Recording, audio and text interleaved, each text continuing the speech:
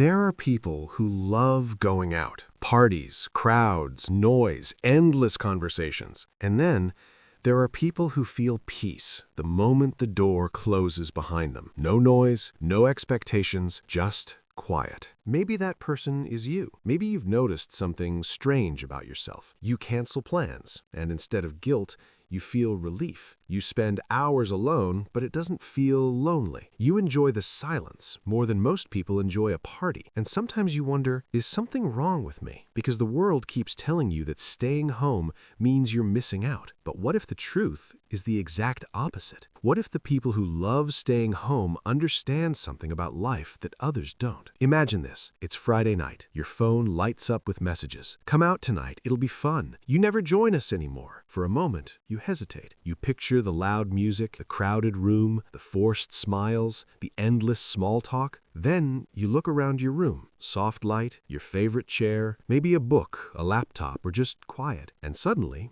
the choice feels obvious. You stay home, not because you're sad, not because you have no friends, but because something inside you says, this is where I feel like myself. And that feeling is more powerful than most people realize. Psychologically, people who enjoy staying home often share one quiet trait. They are deeply internally oriented. Their energy doesn't come from the outside world, it comes from the inside. Conversations in their head, ideas, thoughts, emotions, observations. For them, silence is not empty, it's full. While others feel bored without stimulation, home-loving people often feel the opposite. Too much noise, too many people, too many social expectations, and their mind becomes overwhelmed. So home becomes more than just a place. It becomes a reset button, a space where their nervous system finally relaxes. But there's another layer most people don't talk about. People who love staying home are often deeply observers of life. They notice things others miss, the tone in someone's voice, the shift in someone's mood, the hidden meaning behind simple words. Their brain is constantly processing emotional signals, which means being around people for too long can feel exhausting, not because they dislike people,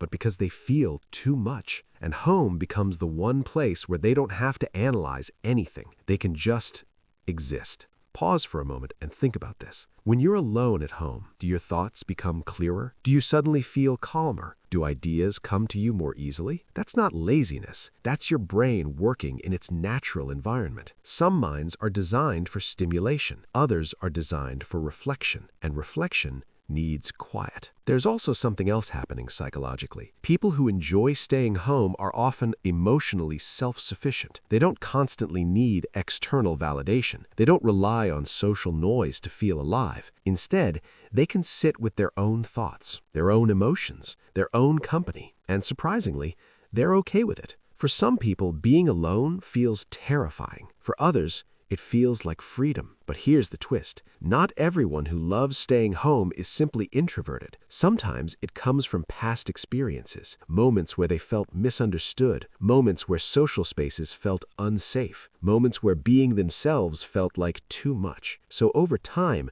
home becomes more than comfort. It becomes protection, a place where no one judges you, a place where you don't have to perform. And slowly, you realize something important. The world outside often asks you to be someone. Home lets you be yourself. Think about the most peaceful moments of your life. They probably weren't loud, they weren't chaotic, they were quiet. Late nights thinking about life, soft music in the background, a long walk alone, a calm room after a long day. Those moments feel small, but psychologically, they are powerful because they reconnect you with the person you are when nobody is watching. But there's a misunderstanding society keeps repeating. People who stay home are labeled as antisocial, lazy, disconnected from life. But the truth is often the opposite. Many of them are deeply connected, just not to crowds. They connect to ideas, to creativity, to meaning. While the world rushes outside, they build entire inner worlds. Here's something interesting to reflect on. Some of history's most thoughtful minds loved solitude. Writers, artists, philosophers, people who spent long hours alone thinking, because creativity often grows in silence, not in noise, not in crowds, but in the quiet spaces where thoughts can breathe. And maybe that's why staying home feels so comforting. It slows life down. It removes the pressure to constantly perform.